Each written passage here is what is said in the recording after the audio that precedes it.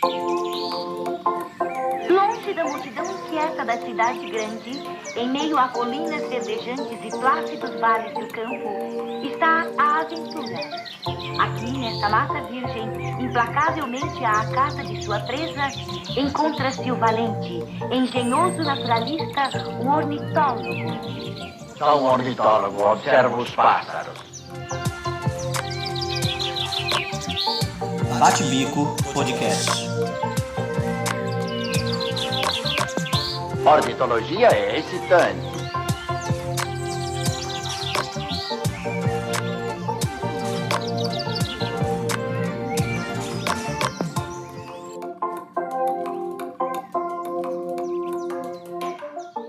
Bom dia, boa tarde, boa noite, amigos das aves. Esse é o podcast Bate-Bico e aqui quem está falando com vocês é o Will Mesquita.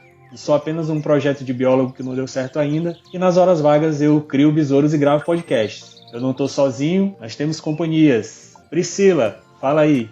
Então, eu sou uma metaleira que projetou um dia ser dentista e aos 45 minutos do segundo tempo desistiu e virou bióloga, mas é aquele negócio, não me segue porque eu também tô perdida. Eu acho que agora a gente precisa dizer que a Priscila, ela, apesar de hoje não, mas normalmente a gente acha ela em Manaus, a gente vai descer de Manaus agora para falar com a Laura. E aí, Laura? Eu, assim como a Priscila, também sou bióloga, só que de um tipo ainda mais doido, né? Estudo aves nem um pouquinho convencionais, as aves de rapina. Nas horas vagas, eu também flerto com a microbiologia e com a falcoaria. Guilherme, fala aí. Meu nome é Guilherme, eu sou advogado, né, de formação, também biólogo de coração, um advogólogo. Vamos conversar sobre passarinho. E aí, Marquinho? Beleza, Will? Meu nome é Marcos, também sou biólogo desnaturado até. Estou no time da Laura das aves de rapina e eu não concordo nem discordo, muito pelo contrário. E aí, pessoal, a gente tem um time já completo para falar para vocês de algumas coisas interessantes. Espero que a gente consiga ter uma vida longa por aqui, mas a gente precisa registrar que além do amor pelas aves, o que nos une nós 5 aqui para falar com vocês hoje é que todo mundo faz parte do Clube de Observadores de Aves Brasil, COA Brasil, está completando em pouco mais de um mês, 1 ano de existência. Nosso clube ele foi criado oficialmente no dia 24 de julho do ano passado, 2019. Mas assim, se essa conversa para a gente é recente, esse papo de se juntar para observar ave é um pouquinho mais antigo, certo, Priscila? Certo. Aqui no Brasil, se a gente for parar para analisar só o cenário nacional, a coisa é um pouquinho mais recente que em outros países, né? Aqui a gente teve a fundação do primeiro clube de observadores de aves no Rio Grande do Sul, em 1974, por influência do William Belton, que é um ornitólogo americano. Veio para o Brasil como cônsul e ele viu um grande potencial ali naquela região para observação de aves e acabou estimulando a criação desse primeiro clube de observadores no Brasil. Aí, com o espalhamento dessa notícia, da criação de um clube de observadores, outros foram surgindo. Veio COA Rio de Janeiro, COA Paraná, COA Minas Gerais e vários outros. Assim, um grande marco que virou a chavinha dos observadores brasileiros foi o surgimento do site Wikiaves em 2009. Então, ele amplificou a atividade no país, mesmo com a ocorrência já de um evento bem grande também aqui, que é o Avistar, que começou em 2005. O Wikiaves foi um divisor de águas, né? Então, a coisa está se expandindo e tomando uma proporção gigantesca desde que esse site foi ao ar. Bate-Bico Podcast.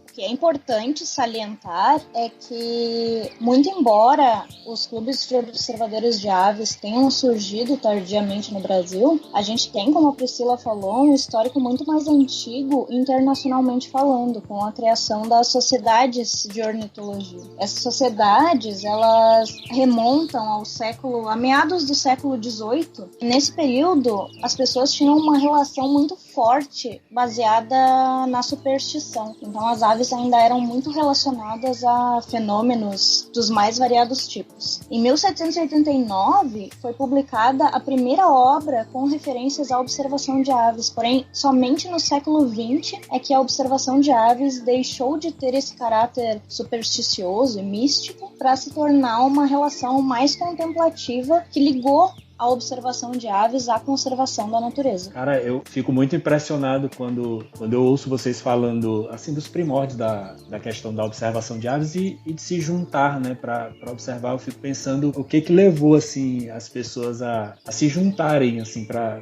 observar aves, para sair por aí, porque no meu caso eu comecei observando sozinho. Eu me achava muito estranho fazendo aquilo, assim. Eu não tinha realmente noção por ser leigo e tudo. Depois que eu conheci o Wikiaves, que comecei a procurar, e tem lá aquelas facilidades de mapa e tal, tu consegue procurar quem observa aves perto de ti, no teu estado, e aí meio que te percebe assim como uma parte de um grupo de muita gente, né, assim, apesar de que a gente sabe que no Brasil a observação de aves em comparação com outros países ela ainda é bem restrita, mas a gente vê que tem muito mais gente praticando, mas assim, eu fico me perguntando o que levou o pessoal a se juntar pela primeira vez, quais seriam as vantagens de se juntar em grupo para observar aves, o que levou essa galera assim a agrupar e sair por aí. Alguém tem alguma ideia, alguma dica a respeito disso? O que vocês acham? Tem várias hipóteses, né? Não existe um motivo certo, mas algumas hipóteses levantadas para essa questão de sair e observar a ave envolve o instinto de caça, principalmente no sexo masculino. A outra questão também é tendência a sistematizar informações. Já olhando um pouquinho fora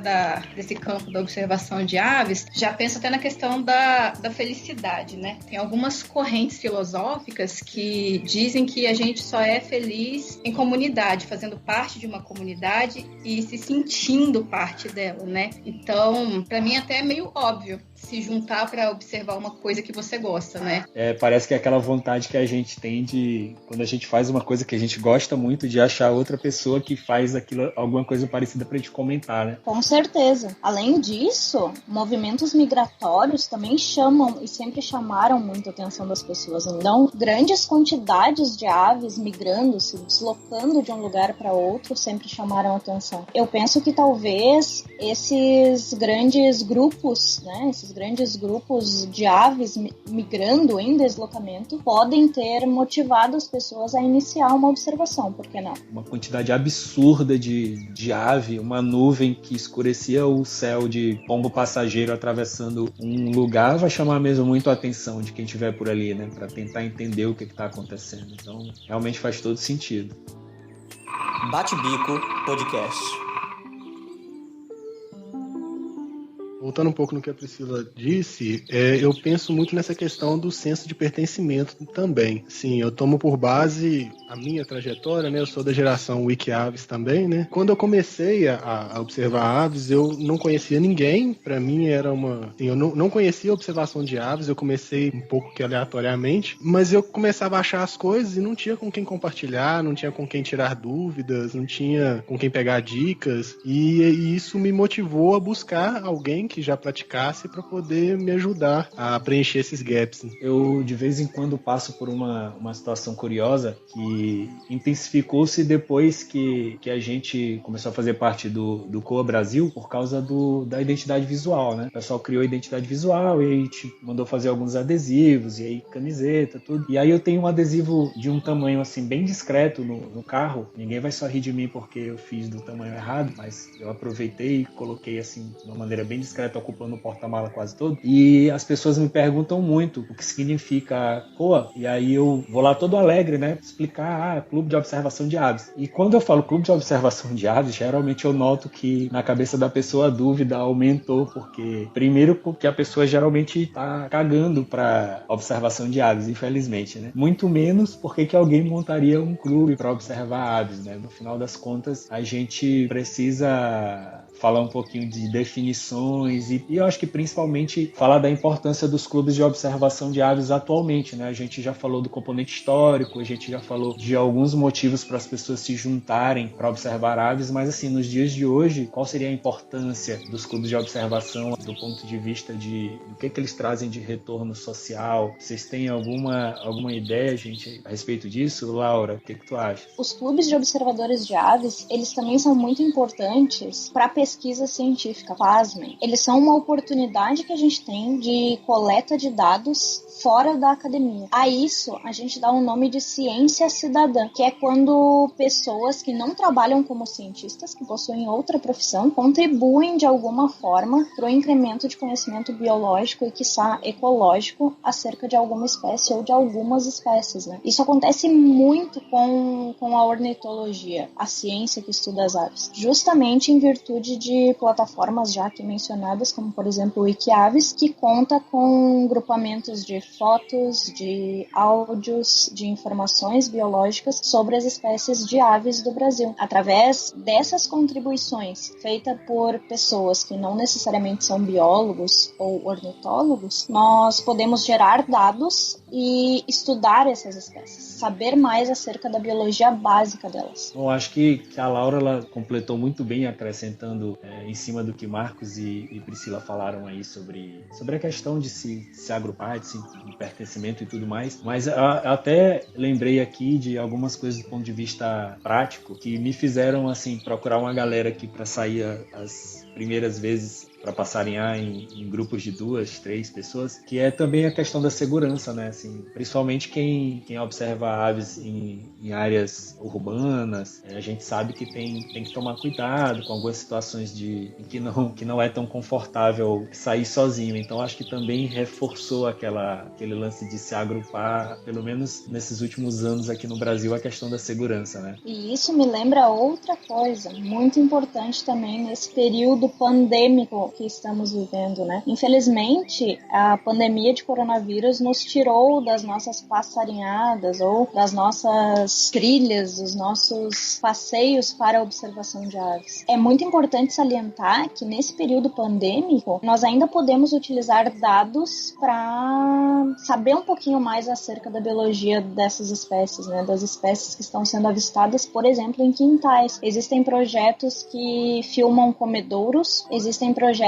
que trabalham sobre ninhos, né? Então existem câmeras, isso é muito comum fora do Brasil, principalmente. Falando aqui, puxando um pouquinho a brasa pro meu assado, é muito comum que existam câmeras em ninhos de grandes rapinantes, né? Então, ninhos de águia dourada, ninhos de falcão peregrino, ninhos de águia careca, são 24 horas monitorados por essas câmeras. Nesses períodos de pandemia, a gente pode se manter um pouquinho mais perto das nossas aves dessa forma. Legal que a Laura falou sobre rapinantes e me veio à memória uma coisa que eu nem tinha relembrado recentemente, né? Os observadores de aves ajudaram na conservação de espécies de aves de rapinas nos Estados Unidos, né? Com certeza a Laura vai saber falar melhor que eu sobre isso, mas graças aos observadores é que os cientistas conseguiram chegar à conclusão de que ovos de águia careca e de falcão peregrino estavam com as cascas amolecidas, né? E depois eles conseguiram cruzar essas cascas amolecidas com o uso de DDT na época, né? Um defensor agrícola. É isso, né? Os observadores notaram que as aves iam lá chocar seus ovos e os ovos se quebravam. Foi reportado, os cientistas concluíram que era por causa do uso do DDT. E esse trabalho de cidadão e cientista contribuiu para a conservação das duas espécies, né, que já estavam em declínio populacional. Sem esforços de ambos os lados, ou seja, esforços de ciência cidadã e esforços científicos, no caso aqui do The Peregrine Fund, né, que trabalhou ativamente na recuperação das populações de falcão peregrino, é que nós podemos hoje ainda observar essa espécie, né? Então é uma espécie migratória, também considerada brasileira, né? Afinal ela passa alguns meses de sua vida aqui durante o período migratório, e sem esses esforços não teríamos essa oportunidade. Além do mais, além de termos essa oportunidade, as aves de rapina são predadores de topo de cadeia trófica, né? Então perder um predador de topo é algo extremamente complicado para todo um ecossistema.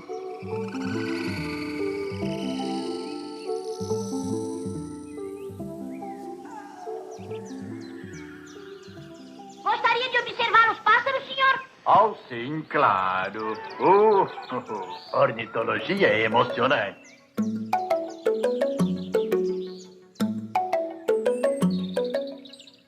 Ô Priscila, a gente estava conversando mais cedo, durante todo o teu nervosismo em participar de um podcast pela primeira vez, mas eu vi que tu achaste alguns clubes, algumas sociedades, alguns grupos de observação de aves curiosos aí pelo mundo afora. Tem algum que chamou mais tua atenção? Tem curiosidades aí nesse meio de clubes de observação de aves? Sim, além de agregar observadores de aves dentro desse grupo de observadores de aves, algumas pessoas notaram que tinham subgrupos, né? Um que me chamou bastante atenção foi o Gay Birders Club. Ele é um clube de alcance mundial, né? Eu tava dando uma checada no site deles. É aberto a qualquer pessoa que queira participar. A pessoa, inclusive, pode pedir para manter sigilosa a sua identidade, né? Caso ela não tenha ainda abordado sua sexualidade publicamente, né? Eu achei muito legal. E outro que eu achei muito interessante também, mas parece que o site deles está fora do ar, é para pessoas com deficiência. Eu senti um pouquinho de falta desse tipo de iniciativa aqui no Brasil, né? Mas foi interessante saber que existem essas iniciativas em outros países e que elas estão abertas também, inclusive para quem quiser participar do Brasil. Cara, e assim, a gente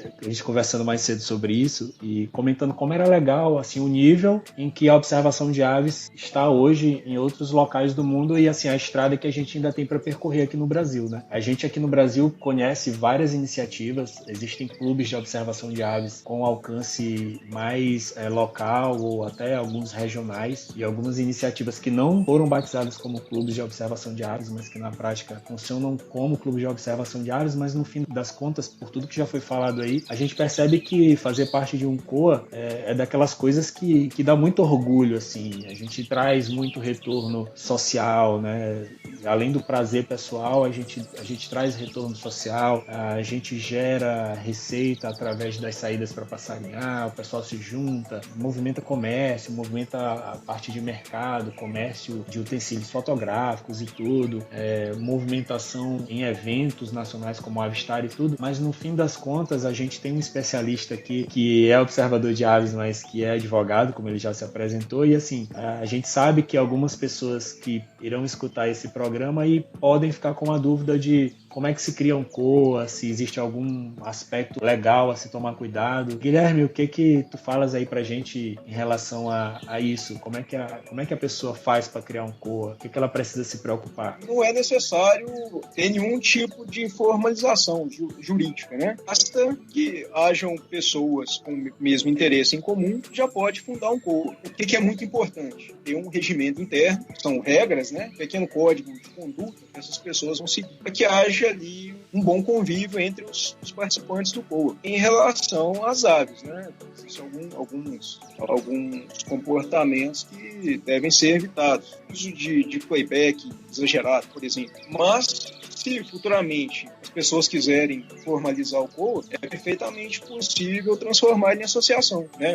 Uma ONG, por exemplo. Então, se quiser criar um COA, não tem uma necessidade de formalizar juridicamente. Bom, então, do ponto de vista jurídico, a gente está falando de uma coisa bem mais tranquila, vamos dizer assim, entre aspas, uma coisa mais fácil. Então, assim, de tudo que a gente falou, de tanta coisa positiva, além de tudo, existe a facilidade, né, a facilidade jurídica, vamos dizer assim. Mas no final das contas, Guilherme, se as pessoas quiserem se precaver em relação a algum aspecto, olha, a gente se juntou e a gente tem determinados preceitos, a gente criou o nosso COA, a gente fez nossa lista de regras a serem seguidas, e isso, como tu falaste, é importante para poder depois, esse membro aqui do grupo cometeu um ato que vai de encontro ao que a gente definiu como muito importante e a gente vai querer expulsar essa pessoa desse nosso clube. Esse registro inicial é importante por isso, né? Essa criação de regras, essa formalização mínima. Exatamente. Além de ela garantir o respeito entre os participantes, também é um resguardo ao próprio povo. Caso isso venha a acontecer, perfeitamente possível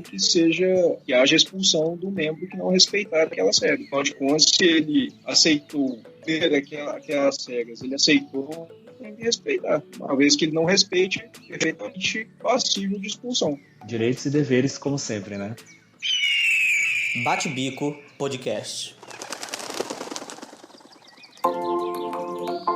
Participar de um clube de observação de aves não é tão difícil assim. Priscila, como é que o nosso ouvinte pode se associar ao Coa Brasil, por exemplo? O Coa Brasil tem o site coabrasil.com.br. Nesse site você encontra o link clicável Faça Parte, né? Quando você clica no Faça Parte, você tem o formulário de adesão e é só preencher e enviar. É totalmente gratuito, é para qualquer pessoa, de qualquer idade, de qualquer profissão, de qualquer estado, cidade. E a gente também tem as mídias sociais, né? Tem Facebook, também Coa Brasil, o Twitter Coa Brasil e o Instagram também Coa Brasil. Bom, pessoal, o Coa Brasil está bem acessível para todo mundo, como a Priscila falou, mas assim, existem opções, né, diversas. De cabeça que eu lembro que tem um clube muito bom, muito bem estruturado em Porto Alegre, tem um clube de observadores de aves do Rio de Janeiro, também super ativo. Se vocês pesquisarem, vocês vão se surpreender com outros grupos de observadores de aves